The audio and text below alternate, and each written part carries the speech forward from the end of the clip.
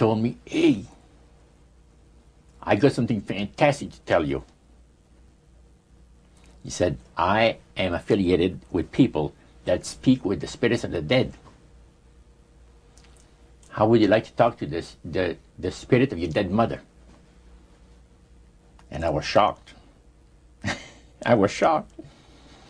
He said, you wouldn't be afraid of talking to the spirit of your dead mother, would you?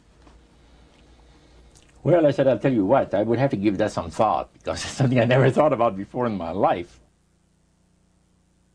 Heart Research Center presents A Trip into the Supernatural with best-selling author Roger Morneau.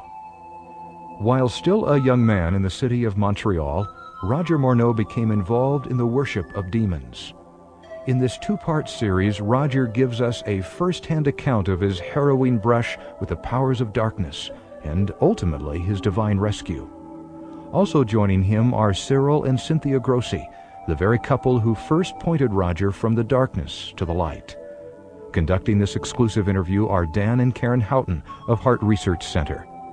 Let's now join the Houghtons and Roger Morneau as we together enter Part 1 of A Trip into the Supernatural.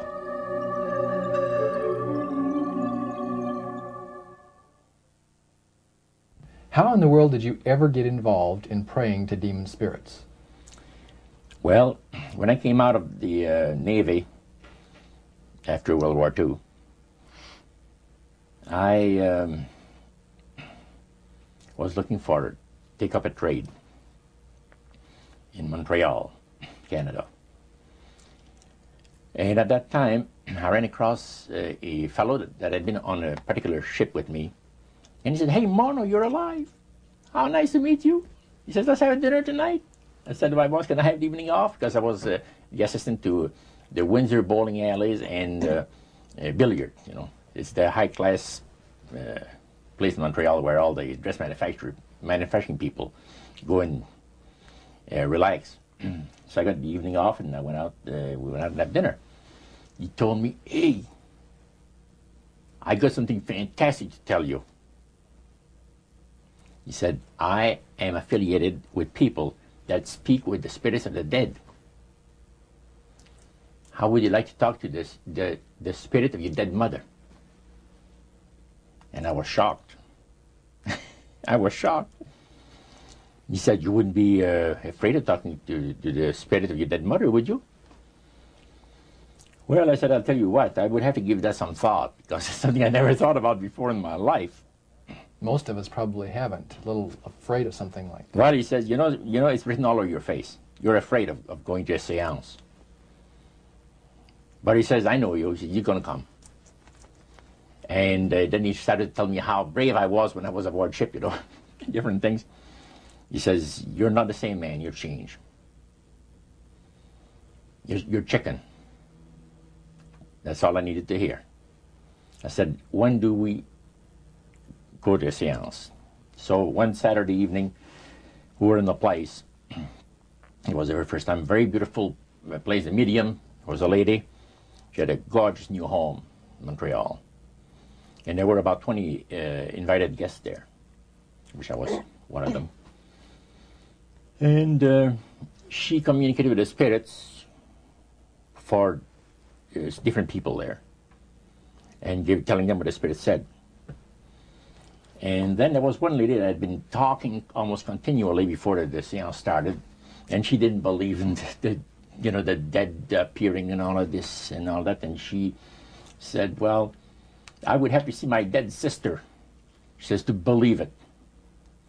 So while the seance was going, one man said, I would like to talk to my friend that died 6 months ago, but I don't want him to appear. Just want to talk to him. Because he says, I don't trust you talking to my friend for me. So the medium says, let me inquire of the spirit. Yeah, the spirit will talk with you. And that big masculine voice was heard in the place. It says, hi, Frank. It's nice of you to ask for me to talk with you. And they had a little chat. And after it was over, Frank says, this is the greatest thing on earth. to be able to talk with the spirits of the dead. Then the medium said, we have a very special surprise tonight for you people. A spirit will manifest itself openly here in a few minutes, and it's like a big gust of wind hit the building and right through the wall. Now the lights weren't terribly bright, but they were like living room lights, a couple of floor lamps, and maybe some of these, and that translucent being seemed to come right out of the wall. How did you feel right at that moment? It's almost like my heart stopped a little bit. Okay. Very weird feeling.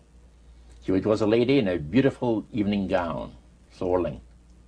And she said to Mary, my dear sister, you are so wonderful to have asked for me. And Mary fainted and fell right off her chair on the floor. And a couple of guys jumped up and picked her up, and spirit gone. And that was the beginning of it. That's how you got into it. Yeah, that's the way I got into it. After a while, you see, there's something interesting about the human mind. You can adjust an awful lot of stuff. You can adjust to a lot of things that would terrify you to begin with. After a while, they become common and ordinary. So you mean contact with the supernatural can become commonplace and ordinary and doesn't bother anybody? Yeah. In other words, the more that you do it, you're not uncomfortable. That's it's right. just not an uneasy feeling.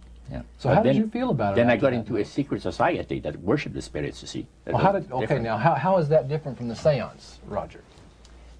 It happens that the seance are not involving in many ways.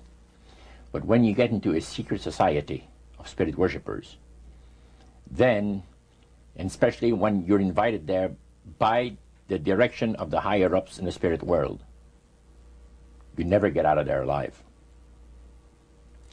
And this is exactly what my friend and I were up against. We didn't know anything about it. And there was a very, very popular big band leader. Jazz musician? Band, yeah. Very famous, played a lot in Montreal, Canada, Vancouver, the big cities. And one night we went to one of these seances, and he was with his wife. Now the spirits had told him what to do. Spirit told him, there's two of these guys, give the names, and your wife will want to talk, we'll make it so that your wife will want to talk to the medium when you say that you want to go home because you're tired. As soon as you see that these guys are starting to want to leave, then leave with them at the same time. And as you get outdoors, you ask them if they're driving. They'll say, no, they're going to take the tramway a couple blocks away. Well, you invite them to get in your car with you, and that you will take them to a fancy restaurant and treat them to some good food and talk about the merchant navy. And that's what the guy did. And there we were in this plush restaurant, pulled into a little alley, and I can still see it like it was yesterday. Just enough room to pass the car, back alley, that happened to give on a restaurant that was on St. Catharines Street, which is the main street of Montreal. And that was quite an evening. So Roger, you're at this restaurant. What happened? Well, after we were seated, in entering there, the place was just full, packed tight. But there was a couple of tables against a wall that had a reservation sign on it. And the owner of the place recognized the band leader and came and said, good evening, and you gentlemen want a table. So you're one of the reserve people. So we sat there, and we had our favorite alcoholic beverages, you know. And as we talked, the band leader says, how long have you fellas been involved with sorcery? And he shocked us a little bit. And I said, exactly what do you mean? Well, he said, you know, what you people are doing, talking to the supposed spirits of the dead. He says, this is silly.